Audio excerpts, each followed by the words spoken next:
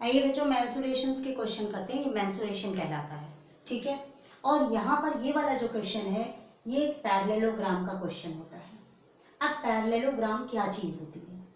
एक टॉपिक होता है पैरेललोग्राम, इसको शॉर्ट फॉर्म में लिखते हैं ऐसे डबल लाइन खींच के, और ये ग्राम, ठीक है। पैरेललोग्राम इसमें क्या होता है, इसकी 4 साइड होती है। ये देखिए 1 2 3 और 4।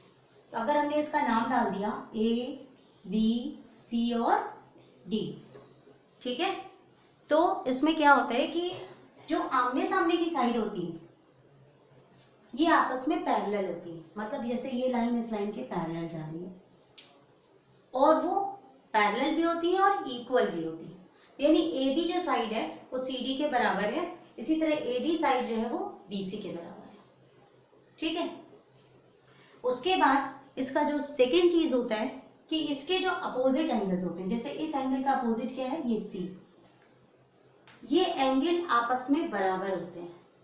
यानी पहली चीज इसमें क्या हो गई, A B equal to C D, मतलब अपोजिट जो साइड है ये बराबर है। कि जैसे अगर ये 3 सेंटीमीटर है तो ये भी 3 सेंटीमीटर।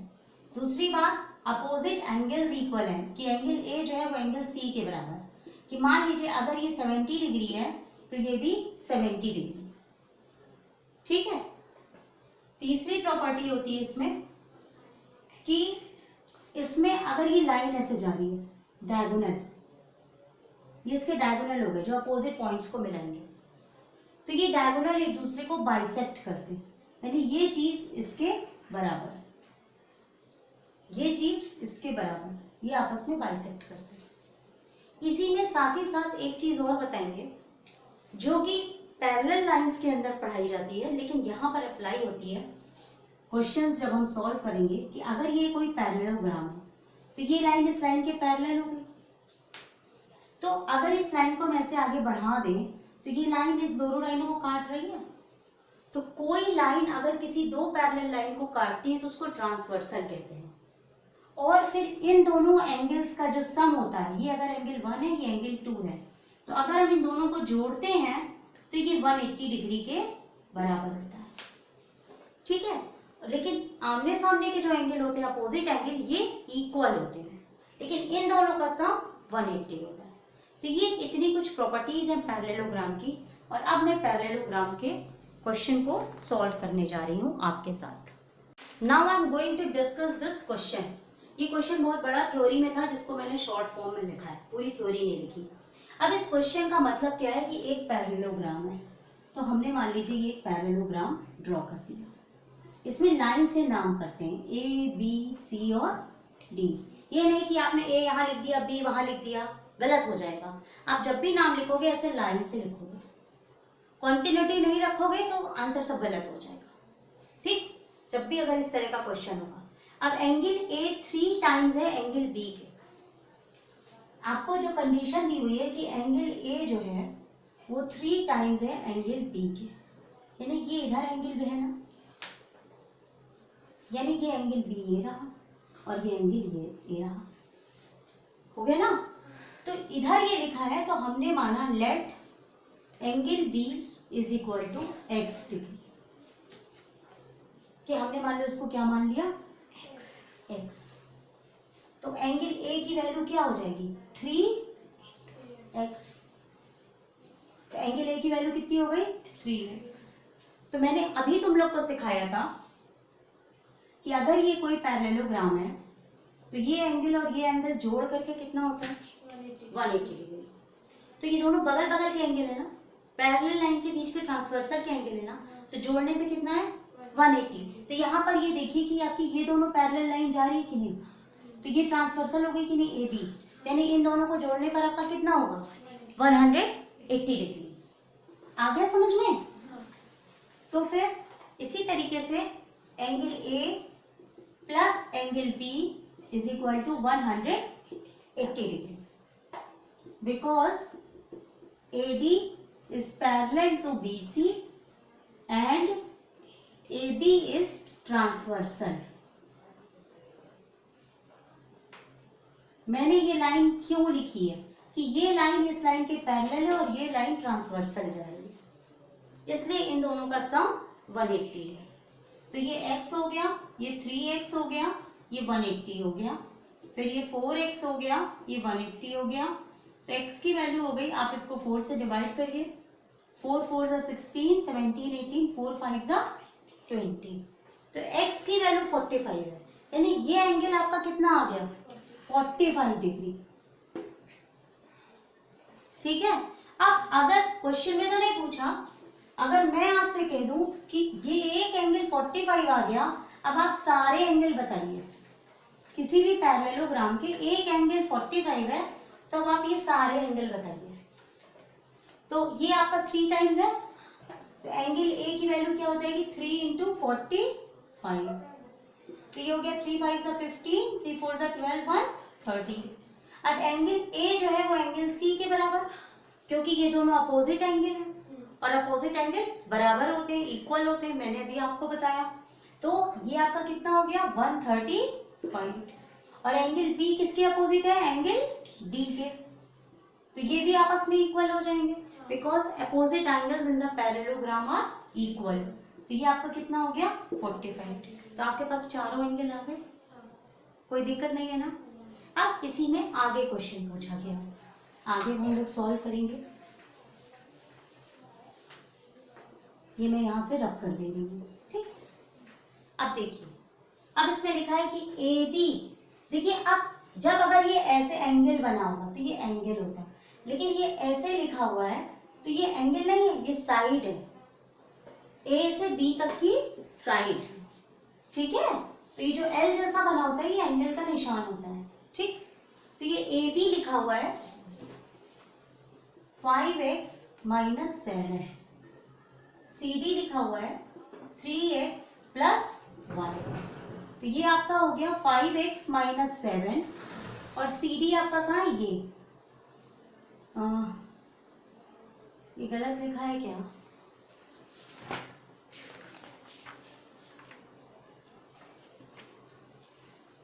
ये नहीं सही है, ये 3x प्लस 1, ये आपका 3x प्लस 1 दिया है, ठीक। और अब आपको कहा गया है कि इस CD की लेंथ बताइए। तो हमने पैरेललोग्राम में पढ़ा है कि जो अपोजिट साइड्स होती हैं ये पैरेलल होती हैं और आपस में क्या होती हैं, इक्वल होती है, बराबर होती है, यानी AB जो है वो CD के बराबर हो गया। तो यानी 5x minus 7 is equal to 3x plus 1। आप x एक तरफ ले लीजिए और गिनतियों को एक तरफ ले लीजिए, तो ये 5x प्लस 3x है, तो इधर आके माइनस 3x, ये 1 उतरेगा, ये माइनस 7 है तो प्लस 7, तो 2x is equal to 8, x is equal to 8/2 यानी 4। ये x की वैल्यू है, लेकिन हमें निकालना है लेंथ ऑफ CD, तो CD की वैल्यू क्या है 3x प्लस 1, तो वहां पर हम सब्स्टिट्यूट करेंगे 3x प्लस 1 में, तो x की वैल्यू कितनी है 4, 3 इंटू 4 प्लस 1 यानी 12 प्लस 1 यानी 13 सेंटीमीटर। इस तरीके से क्वेश्चन सॉल्व किया जाता है। अब आपका ये क्वेश्चन है, इन अ पैरेललोग्राम PQRS, इन्होंने PQRS दिया है तो मैंने ये PQRS लिख दिया, ठीक है। एंगल Q ये दिया हुआ है, तो एंगल Q आपका ये है 4x minus 5, angle S 3x plus 10। मेरे ख्याल से कोई प्रॉब्लम नहीं, क्योंकि अपोजिट एंगल्स क्या होते हैं, इक्वल होते हैं। हम इन दोनों को इक्वल करके x की वैल्यू निकाल लेंगे, तो हमारा एंगल Q भी आ जाएगा और एंगल S भी आ जाएगा, ठीक है। फिर उसके बाद एंगल Q और एंगल R निकालना है, फिर आपको एंगल R निकालना होगा, तो आप इन दोनों को जोड़ के 180 कर देंगे। तो अब हम लोग इसको सॉल्व करते हैं। एंगल Q जो है वो एंगल S के बराबर, क्योंकि opposite angles in a parallelogram are equal, तो 3x plus 10 is equal to 4x minus 5, तो 10 plus 5 is equal to 4x minus 3x, तो x इज इक्वल टू 50। अब अगर हमें निकालना हो एंगल Q, ये क्या दिया है 4x माइनस 5, तो 15 इंटू 4 माइनस 5, 60 माइनस 5 यानी 55 डिग्री। इसी तरह एंगल एस अगर निकालना हो तो 3x प्लस 10, 3 इंटू 15 प्लस 10, तो 45 plus 10 is equal to 55। Clear? तो देखिए दोनों एंगल सेम आ रहे हैं ना, 55 और 55, यानी अपोजिट एंगल्स क्या हो गए, इक्वल हो गए। अब हमें एंगल आर निकालना है, तो अब हम वो कैसे निकालेंगे? मैंने आपको बताया है ना कि उन एंगल्स को सम करने पे कितना हो जाएगा, 180 डिग्री।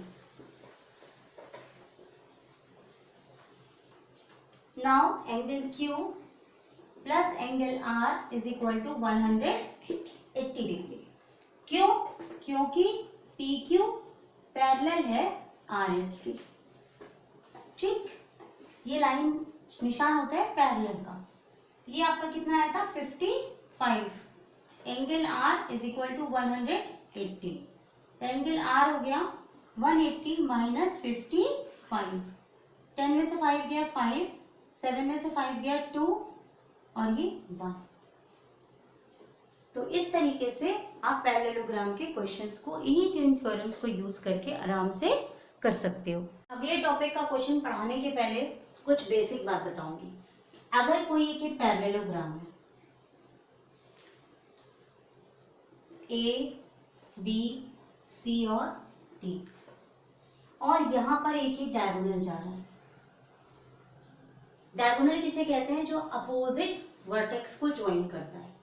तो ये डायगोनल क्या करता है, इस पैरेललोग्राम को बाइसेक्ट करता है, यानी आधा ये कर देता है और आधा ये कर देता है। ठीक है, अब अगर आप ध्यान दीजिए तो ये दो पैरेलल लाइन हो गई, ए बी सी और डी, और अगर हम यहां से ऐसे करके ट्रांसवर्सल डाल रहे हैं, ये डायगोनल गई। मान लीजिए ये पॉइंट मान लीजिए सी यहां पर है फॉर एग्जाम्पल। ठीक, तो ट्रांसवर्सल जा रही है। तो आपने बचपन में पढ़ा है कि ये वाला जो एंगल है वो इस एंगल के बराबर है, क्योंकि वो अल्टरनेट एंगल होता है। पढ़ा होगा आपने बचपन में, पढ़ा है ना, कि जैसे कोई बीच से ट्रांसवर्सल किसी को बाइसेक्ट करती है तो एक एंगल इस तरफ का और एक एंगल इस तरफ का, तो ये अल्टरनेट एंगल होते हैं।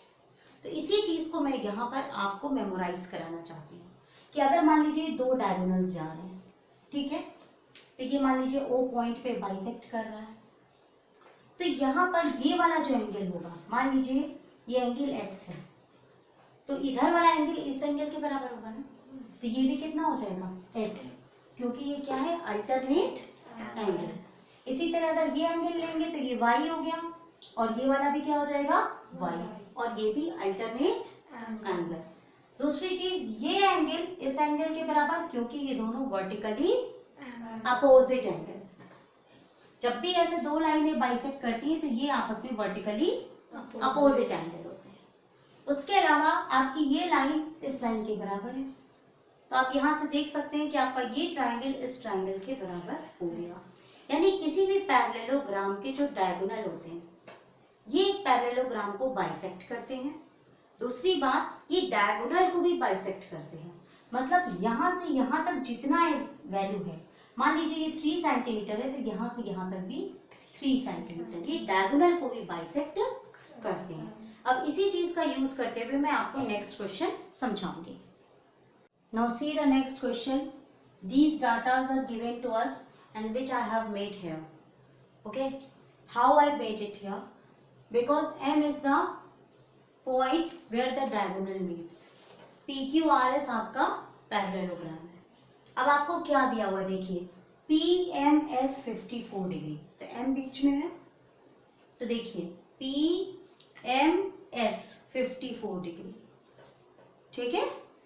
अब QSR 25 डिग्री, QSR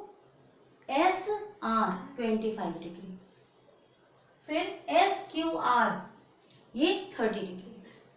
अब आपको निकालना है RPS, RPS ये एंगल निकालना है सबसे पहले। अगर हमें ये एंगल निकालना होगा, ठीक, और ये बाइसेक्ट करता है। अगर ये एंगल निकालना होगा तो इसको हम निकाल सकते हैं, ये बाइसेक्ट कर रहा है तो ये चीज इसके बराबर, तो ये एक ट्रायंगल बन जाएगा और इन तीनों का सम 180 डिग्री। तो angle P plus angle M plus angle S is equal to 180 degree, और ये दोनों बराबर हो जाएंगे। तो x plus x plus 54 is equal to 180। तो 2x is equal to 180 minus 54, 10 में से 4 गया 6 to 126, तो x की वैल्यू हो गई 63। तो इस तरीके से इसको निकाला जाएगा। Now we have to find in this question angle of RPS in which we are given this data. Now अब देखिए RPS आपका कहाँ जा रहा है, RPS ये निकालना है। तो आप अगर ध्यान से पैरेललोग्राम को देखिए तो आपका ये डायगोनल बाइसेक्ट कर रहा है, तो आपको ये एंगल निकालना है। तो ये एंगल इस एंगल का क्या हो जाएगा, ऑल्टरनेट, यानी यहाँ पर ये एंगल आपका इसका अल्टरनेट, कि अगर ये एंगल पता चल जाएगा तो ये दोनों सेम होगा। दूसरी चीज ये आपको 54 दिया है, तो ये भी आपका 54 डिग्री, क्योंकि वर्टिकली अपोजिट एंगल।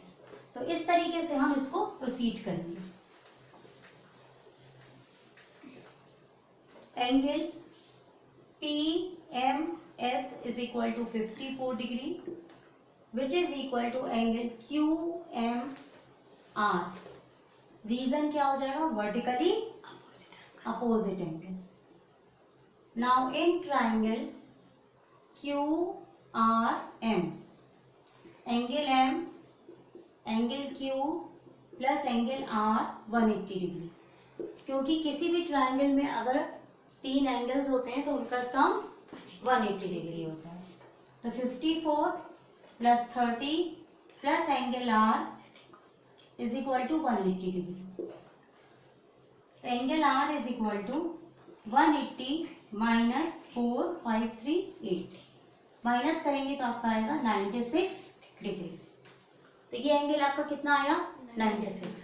तो ये एंगल इस एंगल के बराबर है, यानी angle R is equal to angle RPS, क्योंकि वो अल्टरनेट एंगल है। तो ये भी कितना हो जाएगा, 96 डिग्री, क्योंकि ये एंगल इस एंगल के अल्टरनेट एंगल है, तो ये 96 डिग्री हो जाएगा। तो इस तरीके से पहला पार्ट आपका हो गया। अब आपका देखिए सेकेंड पार्ट। सेकेंड पार्ट अब देखते हैं कि हमको क्या निकालना है।